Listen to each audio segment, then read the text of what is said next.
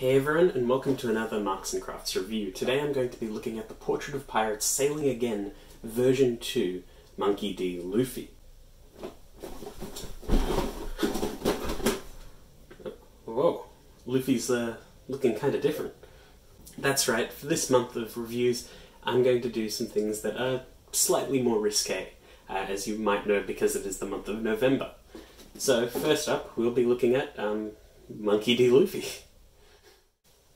So taking a closer look at Luffy's box, you can see the traditional sort of Portrait of Pirates box design, nice window of the figure, there's a sort of authenticity sticker up there, the excellent model series, the One Piece branding, Mega House down the bottom, which is the actual manufacturer, and name of the character.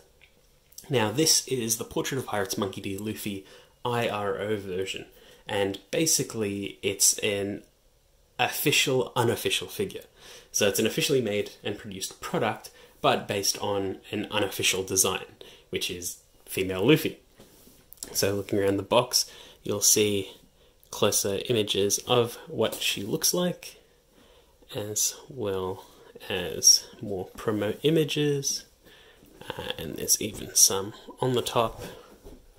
Pretty sure there's none on the bottom. No, it's just clean on the bottom.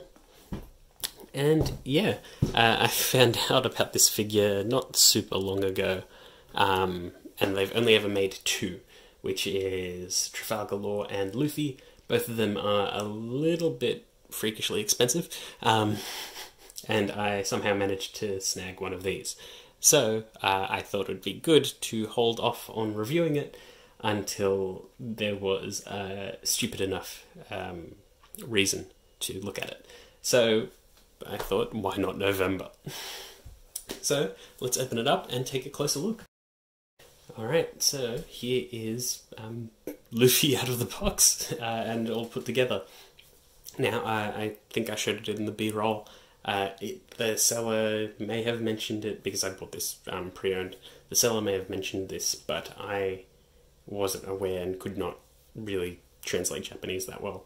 But there is some damage on the figure, which is the peg that plugs into one of her feet.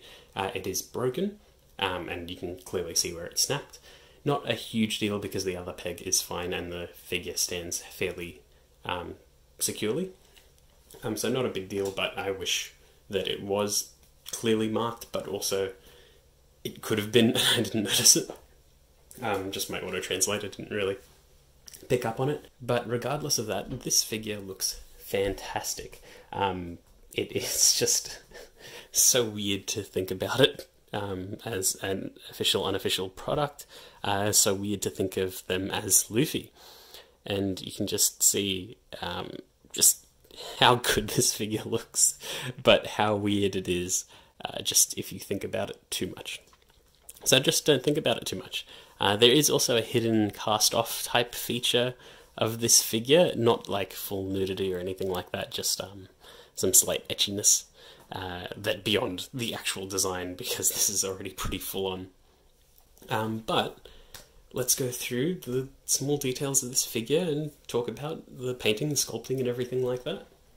So first thing that I noticed when I opened up this figure and taking it out of the blister, I noticed that Luffy's fingernails are painted. And it's kind of a cute and nice little touch. Not a lot of figures that I have actually have painted nails, so it's kind of cool to see it every now and again. And so yeah, just showing it around. It's a cute little pose. And yeah, I wasn't expecting to see something like that today. Moving down on the figure, let's talk about her face. Now, I wouldn't really say that this is Luffy so much as someone sort of cosplaying Luffy, but it does capture the essential details. So, short, messy sort of hair, sort of like a pixie cut type hair, clear black eyes, which, you know, pretty basic for a shonen protagonist, scar under the left eye, as well as a pretty unique smile. So it's not the like wide grin that we see Luffy always have, but it's a very specific way that he smiles.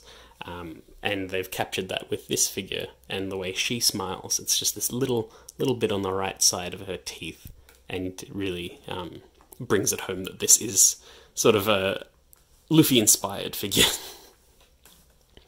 Then it's got then she's got the basic details of time skip Luffy, so the red sort of, I don't know what you'd call it. Is it a jacket? Is it a shirt? I'm not really sure. The yellowish orange sash, and instead of the jean shorts, it's a jean skirt. And there is some amazing shading and detail work on here. There's some really well painted golden buttons. There's the famous straw hat.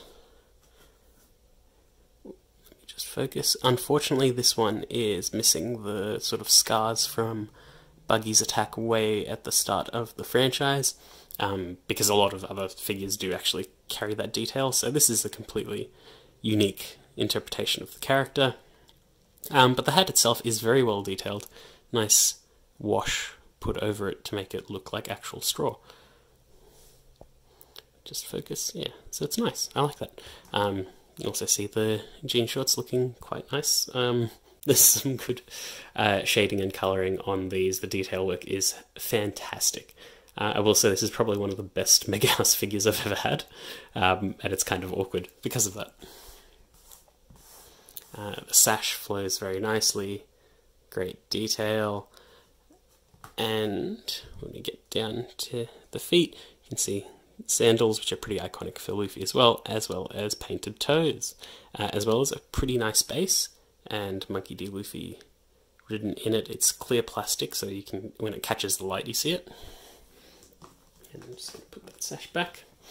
The sash and the jean shorts don't like to stay together, and there's a reason for that, and we will get to that possibly right at the end of the video, so I don't get really flagged or anything like that. It's not nudity, but like, it's pretty risque. But let's talk about body proportions. They've basically captured the rough One Piece aesthetic of way outrageous hourglass figures. The way they've designed this Luffy is no different. It's pretty consistent with how they design main Straw Hat members and main female characters in One Piece. Really tight waist, pretty generous bust, and nicely proportioned legs. And that's pretty consistent with just One Piece in general, and so they've basically just applied that same principle here onto a character that we're very familiar with. But yeah, it's pretty hard not to talk about, you know, the bust. It is colossal, and really throws me off. They do also keep the scar of Luffy's just above the breasts, and it's kind of weird, especially because that scar is such an iconic part of Luffy's design nowadays. And seeing it like this, interpreted in this way, is just bizarre. I mean, the whole thing is just bizarre. But it's also cool, in a weird way. It's one of those things you shouldn't think too hard about. Weirdly enough, it does make me want the Trafalgar Law one, even though I don't even really know Trafalgar Law yet. I mean, I'm typically not even familiar with this Luffy yet, because it's meant to be post-time skip. But regardless, lovely figure. Taking it separate from One Piece, this is an incredible figure. Beautiful paintwork, beautiful shading, the skin tone, finishes, everything like that are amazing on this. It's a little bit of a shame that it is damaged. I do like the colour of the base. The hexagon is nice for this. I know that all Portrait of Pirates have hexagon bases. I know that I give pop-up parades a lot of crap, but that's because their bases don't do anything like with a visual flair. At least these, as far as I can tell, have a little more to them. I might live to regret those words at some point, but for now, yeah, they're cool. And this figure is also very cool.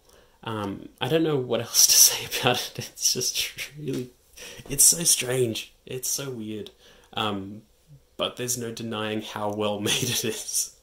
Look, if you are a die-hard One Piece collector, yeah, go for it. If you are willing to spend the price for it, because it is quite pricey. But if you had to choose one Luffy figure, this probably wouldn't be it. But yeah, look, it's pretty funny. It's pretty cool. And I will be keeping it. It's definitely something to have and sort of laugh and smile about. And it's just, it will fit into like any waifu collection type thing, and no one will bat an eye. You'll just be like, oh no, it's someone just cosplaying Luffy. I mean, there's a whole line of Nami figures where she's cosplaying Luffy, so why not? I mean, there's even Dragon Ball ones that have characters swapping outfits with One Piece. So yeah, that's pretty much it. That is the Luffy IRO version Portrait of Pirates figure. I quite like it, and I think it is fitting that I review it at this point in time. But yeah, One Piece is a pretty good series. But anyway, I hope you enjoyed that video, and I'll see you all next time.